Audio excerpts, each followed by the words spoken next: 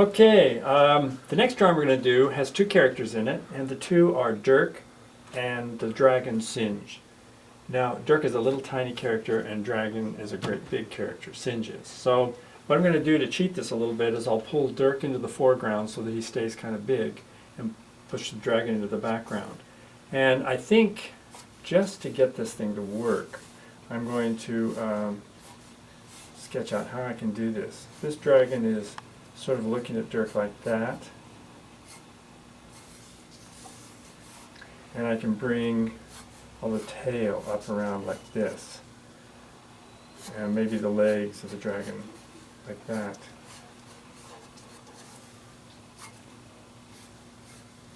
So I think that's going to work. So the dragon, what I just told you I think is really relevant here. What's the dragon doing? Is he excited? Is he angry? Does he want to get Dirk? All of that becomes really relevant. So I get a dragon that's going to be kind of that big. So Dirk, if I turn him around and put our back to us, we're not going to see him too much. But what I could do is have him, he's just made a swing at the dragon and he's really in the foreground up here. So I'll put his head there, maybe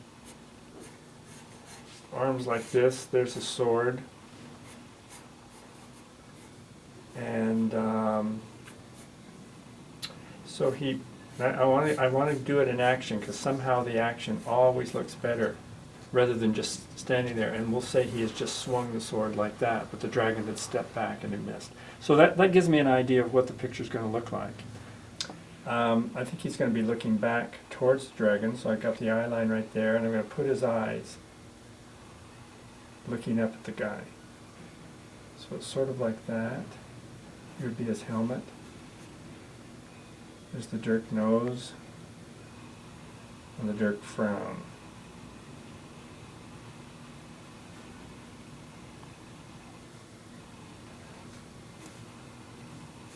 That works. And his shoulders. It's really hard with human characters. You have to get the anatomy just right, or anyone looking at it says, it doesn't look right. And they'll spot it immediately. Even if they're not an artist, they'll spot it.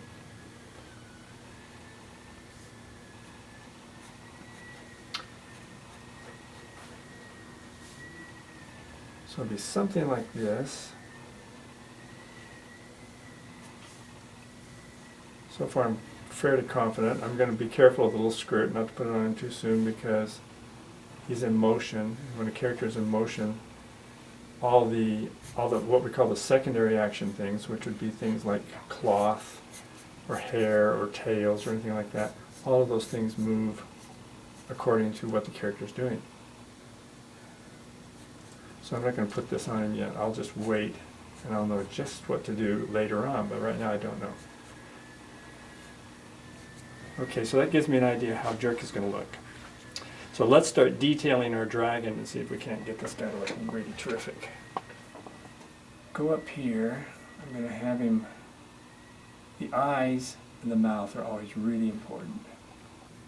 Now I'll give him the regular dragon tongue right now rather than having him just spit the fire. So now let's head into the back of the dragon. He has all these really great looking spines on his back, which drive animators crazy. But they're also part of his charm. And if you go up here like this, and you have to start putting all these little lines. Now these things tell you what the perspective of the dragon is. Since it looks like we're kind of upshot, I like to kind of change the direction and make them go up so that it looks like we're looking up underneath him, which I think helps. Now he's also a very strong guy, so you want to give him, all the musculature that he needs to be a dragon, and also a little detail that I'm going to get more into later on is he has all these little warts all over him. Here we go. Let's get into the legs.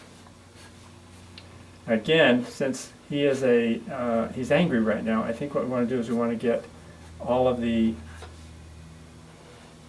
feet, the toes, the hands, the fingers, and all that to be very stiff looking so that he's got them extended.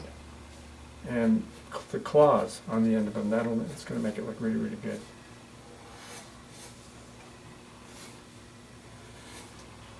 All right. And right here, we'll do this, this, this, this, and then get this other leg. And he has big fleshy legs, so don't be afraid if you're trying to draw this guy to make them kind of big and flat and fleshy, but also a real fleshy knee. Okay, let's do the other hand up here. This is claws. It's almost a human looking hand, but not.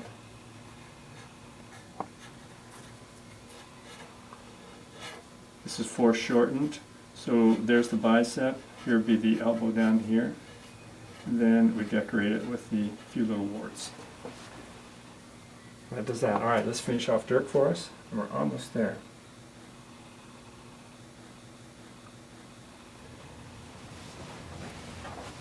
Now Dirk, you have to think through this. You know, how is he grasping? Here's his hand. His thumb goes around the other side. This other hand is upside down, and this is the thumb here.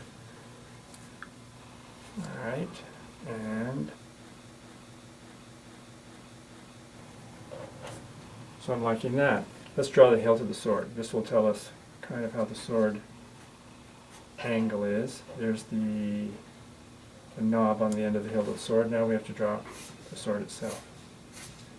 If it looks like at any time you don't like the way you've drawn this, just erase, and as long as you're drawing with a fairly soft pencil, you don't have a problem because you haven't grooved the paper.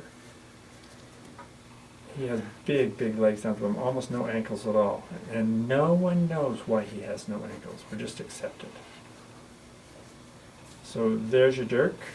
Now the last thing to stick in, of course, is these lines, speed lines that indicate the swing that he just took. And a little bit of a shadow will put him on the ground. And there you have Dirk and Singe.